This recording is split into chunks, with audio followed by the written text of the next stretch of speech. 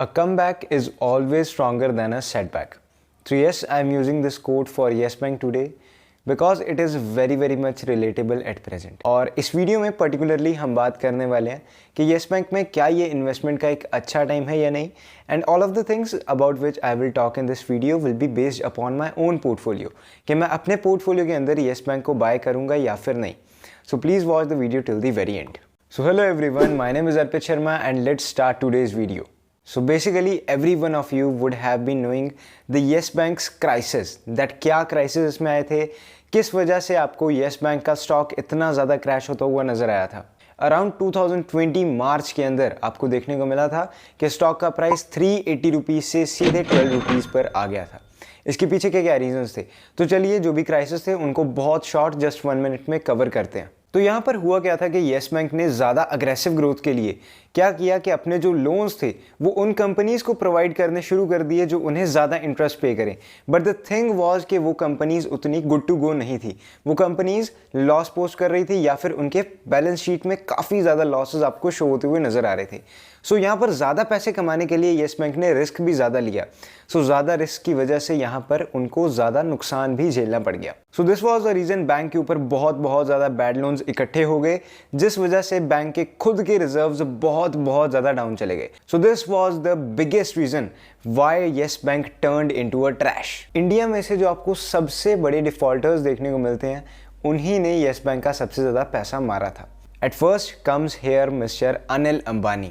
तो उनके ग्रुप ने यहाँ पर 13,000 करोड़ का एक बैड डेट टर्न कर दिया था येस बैंक के सिर के ऊपर. Some of the other major companies in this list are DHFL, SL group, Jet Airways, Cox and Kings, BM Khetan group, Omkar realtors, Radius developers. तो ये कुछ कंपनीज हैं जिन्होंने येस बैंक के क्राइसिस को और ज़्यादा डीपन किया था. The main part of the video is I am going to buy Yes Bank. But why, क्या रीजंस हैं, किन रीजंस की वजह से इसमें इन्वेस्टमेंट अपनी करने वाला हूं.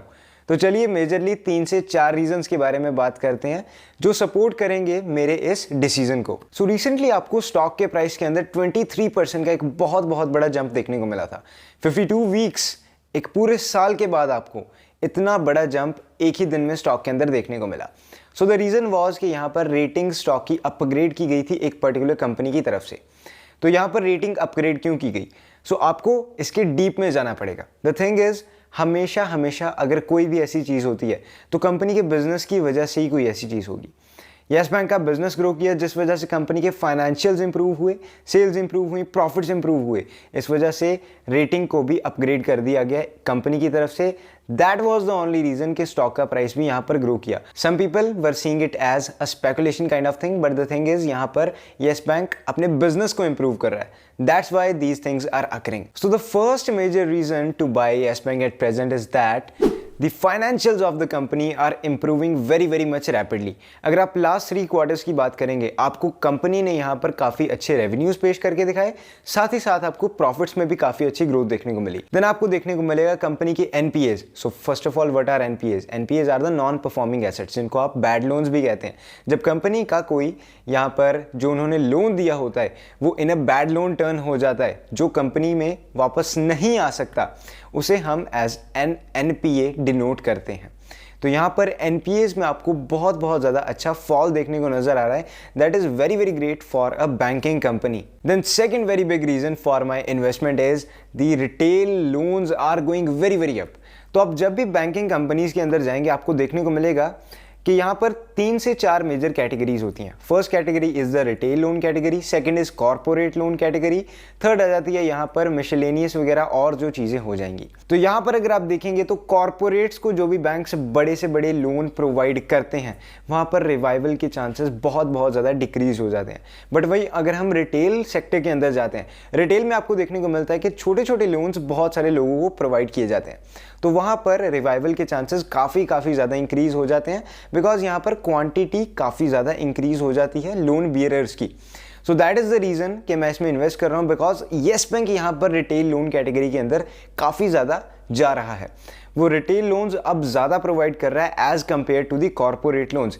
बिकॉज द थिंग इज आपको लास्ट टाइम कॉर्पोरेट लोन्स की वजह से ही बैंक का इतना बड़ा क्राइसिस आता हुआ नजर आया था. Then third very big reason to invest is diversification. Bank यहाँ पर डाइवर्सिफिकेशन काफ़ी अच्छे तरीके से कर रहा है। They are putting their loans into retail category, secondly they are also giving loans to corporates, at third they are going into electricity sector.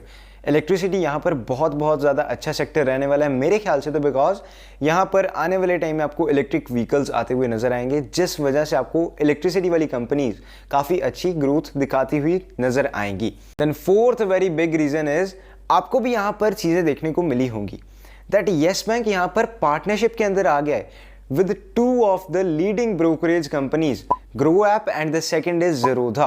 तो ज़ीरोधा इस टाइम पर most widely used stock market app है सभी की तरफ से। तो ज़ीरोधा की यहाँ पर येस बैंक के साथ पार्टनरशिप हो चुकी है एंड ग्रो ऐप के साथ भी। सो यहाँ पर कुछ सोच समझ के ही उन्होंने पार्टनरशिप की होगी येस बैंक के साथ।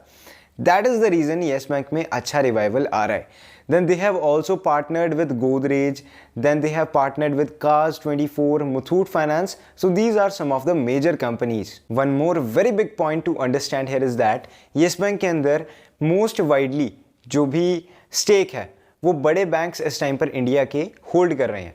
SBI is holding around 30% of its stake and ये जो भी स्टेक सभी बैंक्स होल्ड कर रहे हैं वो 75% ऑफ देयर होल्डिंग्स 3 साल से पहले सेल नहीं कर सकते। तो आप हिसाब लगा सकते हैं कि 2020 के अंदर एक मॉरेटोरियम हुआ था जहां पर येस बैंक के क्राइसिस को संभालने के लिए चीज़ें की गई थी। तो 2020 से लेकर अब 2023 के अंदर वो लॉकिंग पीरियड खत्म होगा, तब तक मेरे ख्याल से येस बैंक में चीज़ें और ज़्यादा इंप्रूव हो जाएंगी। Presently SBI is holding 30% stake, LIC is holding 5% stake, HDFC bank and ICICI bank are together holding 8% stake in the bank and moreover और भी काफ़ी सारे बैंक्स हैं जो इसमें काफ़ी अच्छा खासा स्टेक होल्ड कर रहे हैं। सो द थिंग इज, ये बड़ी कंपनीज खुद को लॉस में नहीं लाने वाली कभी। So these all are shaping up the Yes bank's future. ये सभी कंपनीज येस बैंक्स को कभी भी डूबने नहीं देंगी अब प्रेजेंट टाइम पर। सो द थिंग इज, यहाँ पर इस वजह से येस बैंक के अंदर चीज़ें इंप्रूव होती हुई नज़र आ रही हैं and in the future also मुझे लगता है कि चीज़ें काफ़ी अच्छे तरीके से इंप्रूव करती हुई नज़र आएंगी। सो लेट्स टॉक अबाउट मैं यहाँ पर कितनी अमाउंट इन्वेस्ट करने वाला हूँ इस कंपनी के अंदर। फर्स्ट ऑफ ऑल यहाँ पर मंडे को मैं इसमें 1000 स्टॉक्स बाय करने वाला हूँ। जब भी मुझे इसमें डिप देखने को मिलेगी मैं वहाँ पर अपनी होल्डिंग्स इंक्रीज करता जाऊँगा and yes it is a long term investment from my side. I am not going to sell the stock for the coming 5 years. If you are taking this video as an investment advice, I would be telling you please beware. Don't invest in Yes Bank according to my perceptions. Please खुद के perspective को देखिए एक बार, खुद analyse कीजिए bank को, then only invest your hard earned money into these companies. बाकी this was the whole video. I think that आपको चीज़ें काफ़ी अच्छे तरीके से समझ में ज़रूर आई होंगी। देन मिलते हैं नेक्स्ट वीडियो में। Till then bye bye. Moreover please follow me on the Instagram because वहाँ पर काफ़ी अच्छा कंटेंट आप सभी के लिए आ रहा है।